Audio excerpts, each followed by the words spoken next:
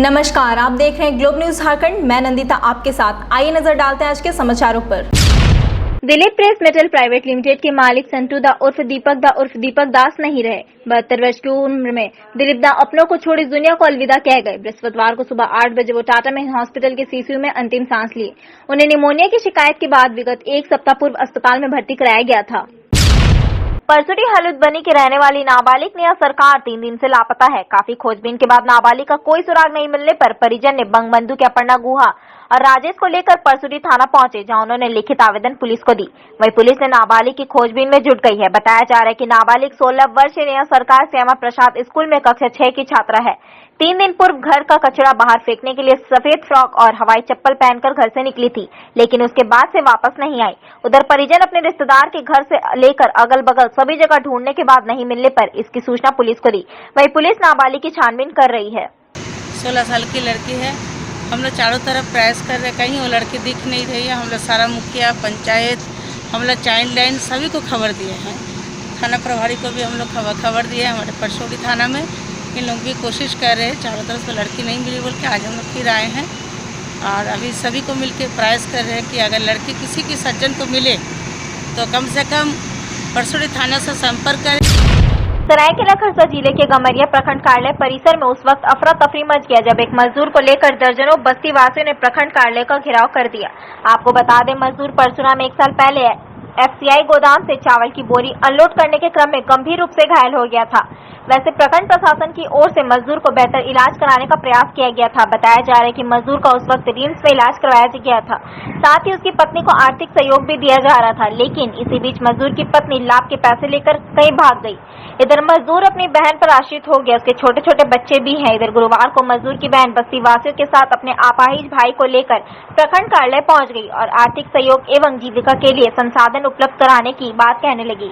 इधर प्रखंड विकास पदाधिकारी ठाकुर गौरी शंकर ने मामले की गंभीरता को देखते हुए तत्काल 15,000 रुपए का आर्थिक सहयोग दिया। साथ ही भरोसा दिलाया कि मजदूर का यथासंभव सहयोग किया जाएगा। इलाज के लिए उसका खर्चा देना चाहिए और जैसा मतलब हर महीना उसका लेबर पेमेंट होना चाहिए और जो सरकारी से उसका जो राशन मिलना है उसको चाहिए। मतलब अभी तक कुछ नहीं मिला उसका और हम लोग चाहते हैं वो मिल जाएगा तो हम लोग को अच्छा होगा। तभी फिर हमने गोदाम से मैनेजर से बात करके तत्काल राहत के रूप में इनको 15,000 रुपया दिलवाया है और फिर हम लोग देखते हैं कि कैसे इनका स्थायी इस तरह से कुछ समाधान हो सके और संज्ञान में मैटर आया है। निश्चित रूप से हम लोग सरकार की तरफ से जो भी संभव होगा हम लोग हर संभव मदद इनको करेंगे। जमशेदपुर में कोरोना महामारी के बढ़ते प्रकोप के कारण ड्राइविंग लाइसेंस नहीं बनाया जा रहा था। यह कार्य विगत 6 माह से बंद था, लेकिन अब ड्राइविंग और लर्निंग लाइसेंस बनाने का काम शुरू होगा। परिवहन विभाग द्वारा डीटी और संबंधित अधिकारियों को इस संबंध में आदेश जारी कर दिया गया। 16 अक्टूबर से ड्राइविंग लाइसेंस बनाया जाएगा। ड्राइविंग और लर्निंग लाइसेंस पहले की तरह ही बनेंगे, लेकिन कोरोना को देखते हुए व्यवस्था में बदलाव किया गया है। और आए तो सोशल डिस्टेंसिंग का पालन हो, इसको सुनिश्चित कराते हुए ड्राइविंग लाइसेंस का निर्गत करने के लिए निर्देश दिया गया है। इसमें जैसे टेस्ट होता है तो टेस्ट में भी जो है साफ सफाई और वहाँ पे जो है जो भी पदाधिकारी कर्मी रहेंगे वो मास्क के साथ सैनिटाइजर के साथ रहेंगे और वहाँ भी अगर लाइन लगती है तो सोशल डिस्टेंसिंग का पालन किया जाएगा। सरायकेला जिला मुख्यालय में वन अधिकार को लेकर एक बैठक आयोजित की गई, जिसकी अध्यक्षता जिले के उपायुक्त ने की। इस दौरान वन विभाग के अधिकारी एवं जनप्रतिनिधियों ने भी हिस्सा लिया, जहां सभी ने बारी बारी से वन अधिकार कानून के तहत जानकारियां साझा की।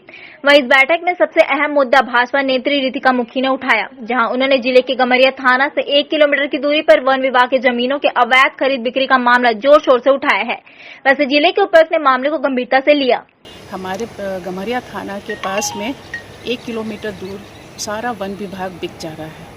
कहने का तात्पर्य यह है कि हम मूल निवासी जो कभी भीख नहीं मांग सकते और जो हमारा दिनचर्या चलता है यहाँ के साल का दातून बेचकर या खाली ज़मीन पर ऊपर मैंने कुछ बोकर उसको बेचकर, तो अगर ये वन विभाग ख़त्म हो जाए या बिक जाए तो कैसे जीवन यापन करेंगे। तो हम बस इस चीज़ को रोकना चाहते हैं, क्योंकि गरीब जनता जो एक मुश्त पैसे देकर वो ज़मीन बेचती है और फिर कल वन विभाग आकर ये कहती है कि ये अतिक्रमित जगह है, तो वो मूल निवासी हमारे जो लोग हैं वो गरीब जनता कहाँ जाएगी। जमशेदपुर के मानगो नगर निगम क्षेत्र के गुरुद्वारा लाइन में कोरोना संक्रमित पाए गए होम क्वारंटाइन लोगों को खुलेआम कोविड-19 नियमों का उल्लंघन किया जा रहा था।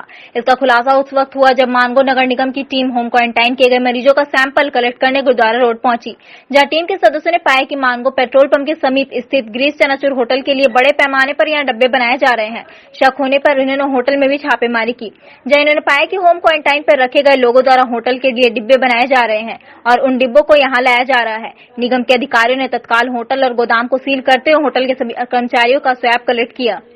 उससे हम लोगों ने पूछा तो उसने कहा कि नहीं, हम अभी भेजे नहीं हैं, लेकिन हम लोगों को शक हुआ कि यह डब्बा वहाँ ही भेजा है। इसलिए आज हम लोग उस होटल को भी जा करके और होटल में कुल 7 व्यक्ति स्टाफ थे, सबों को हम लोगों ने जाँच करवाया और उस होटल को भी हम लोगों ने सील किया और फिर इस व्यक्ति को भी जाँच करके और यहाँ भी सील कर दिया। जमशेदपुर पूर्वी के विधायक और झारखंड की राजनीति के भीष्म पितामह सरजू राय गुरुवार को पूरे बुलाए में नजर आए, जहां उन्होंने जमशेदपुर सर्किट हाउस में शिक्षा विभाग से जुड़े अधिकारियों के साथ बैठक कर उनके क्षेत्र के स्कूलों से संबंधित परेशानियों एवं समस्याओं से संबंधित डाटा उपलब्ध कराने का निर्देश दिया है। सरजू राय ने जिला शिक्षा अधीक्षक एवं शिक्षा पदाधिकारी से सरकारी स्कूलों में पठन पाठन को लेकर क्या समस्याएं आ रही है, साथ ही स्कूलों के लिए आवंटित फंड का किस तरह प्रयोग किया जा रहा है, इसका पूरा विवरण मांगा है। वहीं सरजू राय ने जिले के उपायुक्त से उनके विधानसभा क्षेत्र में पड़ने वाले कंपनियों के CSR के तहत किए जा रहे खर्चा का ब्यौरा भी मांगा है। रिपोर्ट दिया है लोगों ने, रिपोर्ट देख के लगता है बहुत खराब हालत है हमारे यहाँ जो सरकारी विद्यालय है उनकी।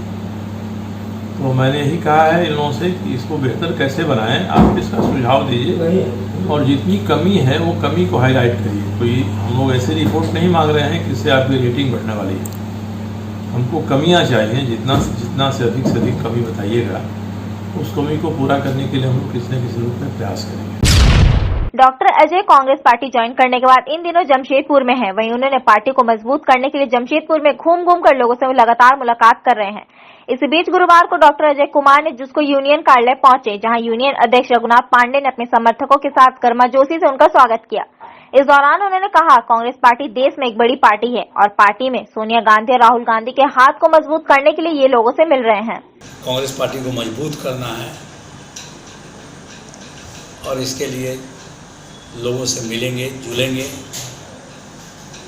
और मजबूत करेंगे। राहुल गांधी जी के नेतृत्व में, सोनिया गांधी के नेतृत्व में हम काम करेंगे और उसके बाद इसी तरह का बात मैंने उन्होंने कही और हम लोगों ने कहा कि भाई कांग्रेस को तो मजबूत करने का हम लोगों का भी ट्रेड यूनियन तो कांग्रेस के साथ है ही, कांग्रेस को मजबूत करेगी।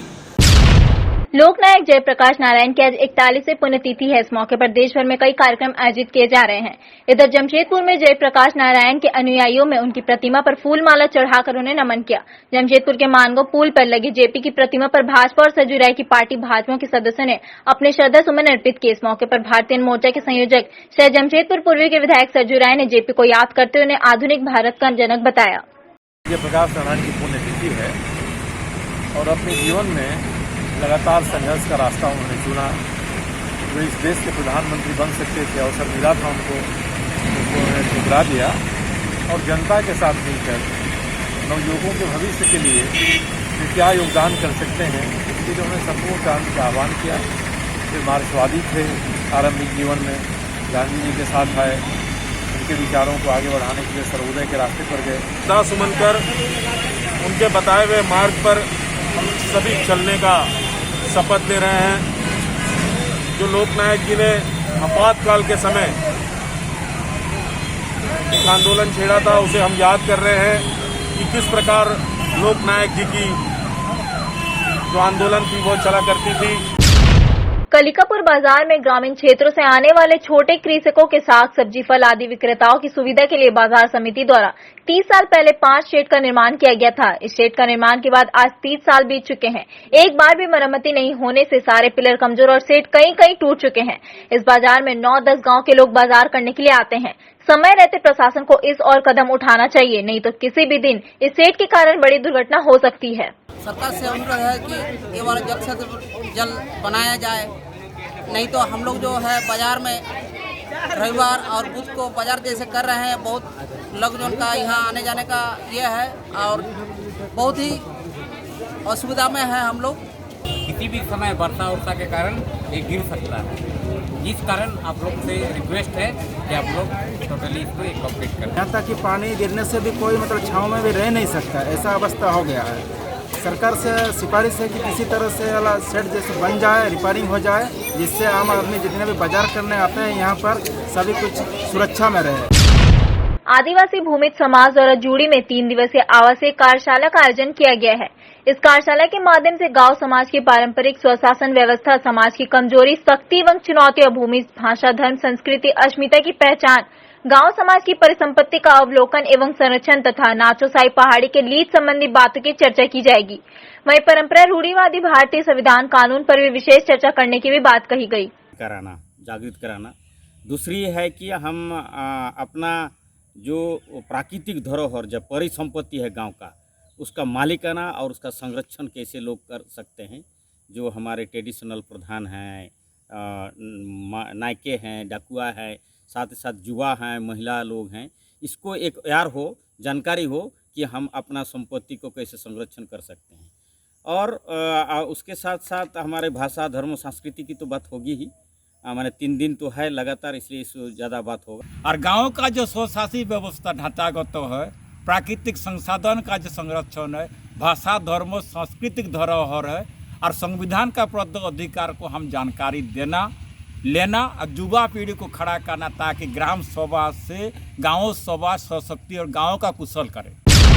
धनबाद कोयलांचल में पीडीएस चावल की कालाबाजारी करने वाले कारोबारी के गोदाम में गुरुवार को एडीएम सप्लाई संदीप दुराईबुरु के नेतृत्व में छापेमारी की गई। इस दौरान 109 बोरा चावल जब्त किया गया।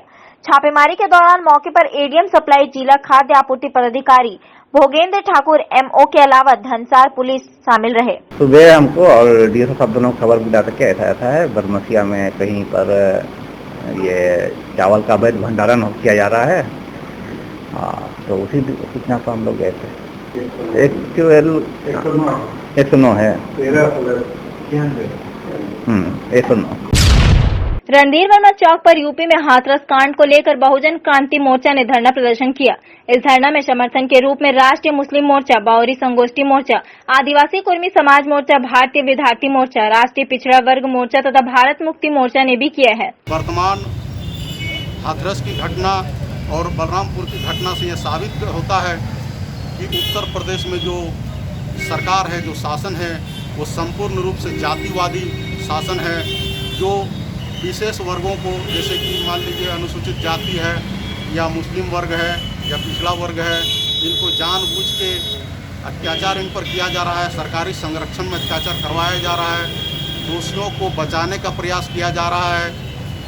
इसलिए उत्तर प्रदेश सरकार को हम अविलंब बर्खास्त करने की मांग करते हैं। केंद्र सरकार द्वारा लाए गए कृषि कानून को लेकर कांग्रेस लगातार सरकार का विरोध कर रही है। धनबाद के गोविंदपुर प्रखंड में धनबाद जिला कांग्रेस ने खेती खलियान बचाओ यात्रा निकाला, जिसमें धनबाद जिले के अध्यक्ष रविंद्र वर्मा सहित कई कांग्रेसी इस धरने में शामिल थे। हम लोगों को हस्ताक्षर अभियान की शुरुआत की है और हम लोग 31 अक्टूबर तक 2 करोड़ किसानों और इस मजदूरों का हस्ताक्षर युक्त 15 नवंबर को हम लोग AICC के माध्यम से महामहिम राष्ट्रपति को हम लोग ज्ञापन सौंपेंगे। कांग्रेस पार्टी ज्ञापन सौंपेगी और निश्चित रूप से मान लीजिए कि जिस प्रकार लोकतंत्र की हत्या हुई है और किसानों को जिस प्रकार इन लोगों को बलगराया जा रहा है, ये कह रहे हैं कि ये किसानों को आय दोगुना करेगा, लेकिन हम पूछना चाहते हैं कि जब किसान की आय दोगुना के लिए आपने काम किया है तो किसान क्यों रोड पे है? भारतीय स्टेट बैंक ने गांधी जयंती के मौके पर दान उत्सव समारोह कार्यक्रम का आयोजन किया है, जिसके तहत SBI के महाप्रबंधक अशोक कुमार तिवारी ने बैंक की तरफ से जीवन ज्योति स्कूल पहुंचकर दिव्यांग बच्चों के बीच 5 कंप्यूटर वितरित किया। बाद में उन्होंने बताया कि समाज के जरूरतमंद तबके के बीच स्टेट बैंक ऑफ इंडिया शुरू से जन सहयोग का कार्य करती रही है। ऐसे में दान उत्सव समारोह अभियान के तहत गुरुवार को शहर के बेकार बांध स्थित जीवन ज्योति स्कूल में बच्चों के लिए कंप्यूटर तथा अन्य सामग्री प्रदान किया है। हम लोग जो मतलब कि सोसाइटी का सोशल रिस्पॉन्सिबिलिटी जो है, कॉर्पोरेट सोशल रिस्पॉन्सिबिलिटी, उसी के तहत हम लोग जो मतलब नीडी सेक्शन है हमारे सोसाइटी का, उनके लिए हम लोग कुछ कर सके, उसी के तहत जो है सो ये यहाँ बच्चे हैं और मतलब डिप्राइव्ड बच्चे हैं, उनका मतलब कि यहाँ शिक्षण वगैरह चलता है, तो कंप्यूटर से यहाँ नहीं थे, तो इसी के लिए 5 कंप्यूटर हम लोगों ने इस स्कूल को दिया है, जिससे बच्चों का और मतलब कि सामाजिक कार्य में हम लोगों का जो सहयोग है, हम लोग बराबर सहयोग करते रहते हैं सामाजिक कार्य में। हम लोगों का सहयोग सप्ताह चल रहा है, उस वीक के दौरान उन्होंने हमें कुछ कंप्यूटर हमें दिए जो हमारे बच्चों के लिए काम आए। कितने कंप्यूटर दिए? 5। लॉकडाउन के कार्यकाल धार्मिक स्थलों को बंद किए जाने की अधिसूचना के बाद 8 अक्टूबर गुरुवार से राज्य के सभी धार्मिक स्थलों को सरकार द्वारा निर्देशित दिशा निर्देशों का पालन करते हुए खोलने की अनुमति मिलने के बाद लोगों में खुशी देखी जा रही है। मंदिर के पुजारी ने बताया कि वह लोग श्रद्धालुओं को सरकार द्वारा जारी गाइडलाइंस का सख्ती से पालन करेंगे। मालूम हो कि सरकार द्वारा जारी आदेश में बताया गया कि एक समय में केवल 50 लोग ही पूजा नमाज आदि के लिए जुट सकेंगे। लोगों को एक दूसरे से 6 फीट की दूरी मेंटेन करना होगा। राज्य सरकार ने गाइडलाइन जारी किया, प्रतिमा, धार्मिक पुस्तक या किसी भी चीज को छूने की इजाजत नहीं है। मंदिर में जो है मशक लगा करके आना है, और उसके बाद जो कम से कम आदमी रहें और दूरी बना करके रख करके पूजा करना है। अनलॉक 5 में धार्मिक स्थलों को खोलने की इजाजत का बड़ा गुरुद्वारा प्रबंधक कमेटी ने स्वागत किया है और राज्य सरकार के द्वारा दिए गए दिशा निर्देशों का सख्ती से अनुपालन करने को भी कटिबद्ध है। बिना मास्क प्रवेश वर्जित, टेम्परेचर जांच, 6 फीट की सामाजिक दूरी, हैंड सैनिटाइजर आदि हर 4-4 घंटे में गुरुद्वारा हॉल को सैनिटाइज किया जा रहा है, क्योंकि श्रद्धालुगण चाहे वो किसी भी धर्म से हो, वे पिछले 6 महीने से घरों में हैं, अपने प्रभु के दर्शन के लिए व्याकुल है। ये मिला है कि अब गुरुद्वारों में वो आके अपना दर्शन कर सकते हैं, भजन कीर्तन सुन सकते हैं। हालांकि इसमें जो गाइडलाइंस दी गई है सरकार के द्वारा कि 50 ही लोग आएंगे, हम लोग उस गाइडलाइन को पूरा पालन करेंगे।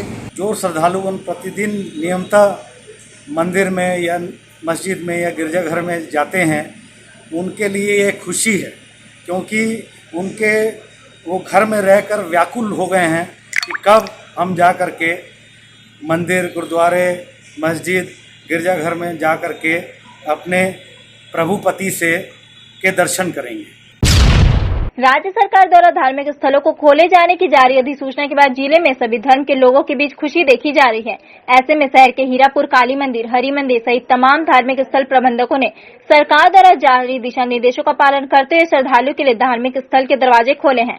इस बाबत श्रद्धालुओं का भी कहना है कि वैश्विक महामारी कोरोना के संक्रमण को रोकने के लिए सरकार द्वारा निर्देशित गाइडलाइंस का सख्ती से पालन किया जाएगा, जिससे कि समाज में सभी लोग सुरक्षित रह सके। और जैसे कि इसका नियम को उल्लंघन जैसे आम भक्त भी नहीं करे और पुजारी भी नहीं करे, तमाम पदाधिकारी कमेटी का भी नहीं करे, जैसे अच्छे तरह से ढंग से चले। हम लोग यही कामना करते हैं माँ से कि इस तरह से चलते रहे और पूरा तमाम देशवासियों को इस रोग से मुक्ति दे। आम मार्केट बाजार सारा अच्छा से चल सके। हम जमशेदपुर में कोरोना संक्रमण के कारण इस बार दुर्गोत्सव को बड़े सादगी और छोटे रूप में संपन्न करवाया जाएगा। शहर के प्रसिद्ध काशीडी दुर्गा पूजा कमेटी द्वारा भी काफी छोटे रूप में पूजा को संपन्न करवाया जा रहा है। शहर के बीचों बीच हमेशा ही काशीडी दुर्गा पूजा कमेटी द्वारा निर्मित पूजा पंडाल आकर्षण का केंद्र रहा है, लेकिन कोरोना काल के कारण इस बार बहुत ही छोटे रूप में पूजा संपन्न करवाया जाएगा। काफी छोटे और सामान्य पंडाल का निर्माण कमेटी के द्वारा किया जा रहा है, जहाँ कमेटी के भी कुछ चुनिंदा लोग शामिल होकर माता की पूजा को संपन्न करवाया जाएगा। वहीं पूजा कमेटी के संरक्षक ने कहा कि पंडाल में श्रद्धालु न आए, चूंकि कोरोना काल के कारण ये आवश्यक है कि आप भीड़ से बचकर शहर को कोरोना मुक्त रखने में सहयोग करें। इस बार हम बिल्कुल ही सादगी के साथ बिना ताम झाम के इस बार दुर्गा पूजा का आयोजन हम कर रहे हैं और उसी के तहत एकदम छोटा सा पंडाल, कोई थीम का पंडाल नहीं, कोई ताम झाम नहीं, कोई विद्युत व्यवस्था नहीं, पंडाल के अंदर तक ही हमारा पूजा सीमित है। इस बार का पूजा सार्वजनिक पूजा ना होकर पारिवारिक पूजा में उसे तब्दील किया गया है। पूरे मैदान को हमने सील करने का एक प्लानिंग किया है कि पूरे मैदान सील करेंगे। कोई भी बाहरी व्यक्ति, जमशेदपुर की जनता को हमने स्पष्ट आग्रह कर रहा हूँ और इस बार क्षमा प्रार्थी हूँ कि आप इस बार काशीडी ना आए, क्योंकि काशीडी में 14-15 लोग कोरोना के संक्रमण काल से, वैश्विक महामारी के काल से उनका देहांत हो गया। हमारे कार्यकर्ताओं के भी 5-6 परिवार जो है इसमें शामिल हैं। आज हमारे काशीडी में 10-12 परिवार उजड़ गया है, तो इससे भी हम लोग मर्माहत हैं। कोई भी तोरण द्वार नहीं, कोई भी विसर्जन यात्रा नहीं, कोई भी सांस्कृतिक कार्यक्रम नहीं, कोई भी किसी प्रकार का ताम झाम नहीं। यहाँ तक हम जिला प्रशासन से भी मांग करेंगे कि कोरोना हमारे बस्ती में ना फैले, नहीं तो स्थिति पूरा भयावह हो जाएगा। और ऐसी परिस्थिति में हमने स्पष्ट बस्ती के लोगों को भी अपील किया है कि आप लोग भी हमारे पूजा में ना आए। और जो जहाँ से अगर हमारे पूजा को सहयोग करना चाहते हैं वो दूर से सहयोग कर दें। बिल्कुल पूजा के पंडाल के अंदर, मैदान के अंदर प्रवेश वर्जित है। वैश्विक महामारी के बाद उपजे हालात को देखते हुए केंद्र सरकार एवं स्वास्थ्य मंत्रालय के गाइडलाइन के तहत देश भर के मंदिरों एवं सार्वजनिक स्थलों को बंद करने का फरमान जारी कर दिया गया था। वैसे 7 महीने बाद धीरे धीरे अब देश में अनलॉक की प्रक्रिया शुरू हो चुकी है। इधर झारखंड में भी सरकार की ओर से जनजीवन सामान किए जाने को लेकर समय समय पर दिशा निर्देश जारी किए जा रहे हैं। इधर आज से राज्यभर के धार्मिक स्थलों के पट खोले जाने का निर्देश जारी कर दिया गया है, लेकिन इसके लिए जरूरी एहतियात बरतने का भी निर्देश दिया गया है। वहीं मंदिरों एवं धार्मिक स्थलों के पट खोलने का निर्देश मिलते ही पुजारियों एवं धर्मगुरुओं के साथ भक्तों एवं श्रद्धालुओं में उत्साह का माहौल देखा जा रहा है। त्योहारी सीजन के बीच मंदिरों के पट खुलने में से भक्तों में उत्साह देखा जा रहा है। गाड़ी 10 दिन पहले लिए थे और 7 महीने से मंदिर बंद थी, तो इंतज़ार कर रहे थे मंदिर खुलने का। आज मंदिर खुला है तो अपनी गाड़ी पूजा कराने आए हैं। गाड़ी भी पूजा कराऊंगी और आज माता के दर्शन भी हो गए हैं। जैसे आज से जो मंदिर खुला और सरकार का जो आदेश दिया गया है गाइडलाइन, उसको हम लोग मानेंगे और सारे भक्तों को भी मानने का सुझाव देंगे, क्योंकि मानने से हम सारे जनता को, हमारे देश को ही भलाई होगा।